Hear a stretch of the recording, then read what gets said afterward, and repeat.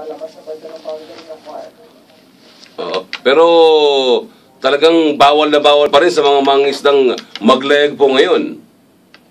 Yung po mga nabanggit na lugar na nasa signal number 1 and 2, delikado pong maglayag yung mga maliliit na mga isda.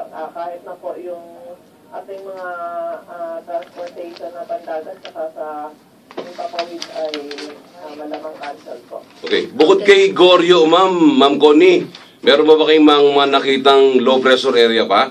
So ngayon po wala naman. Wala na.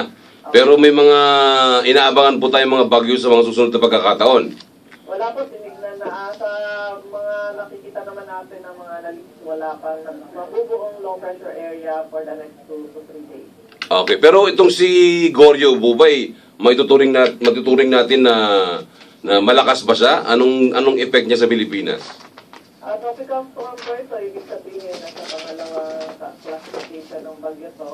So, medyo malakas ang kanyang hangin, pero yung mga paulan ay hindi naman ganun karami. Alright, okay. Ma'am Connie, marami pong salamat sa inyo, ha? Marami pong salamat.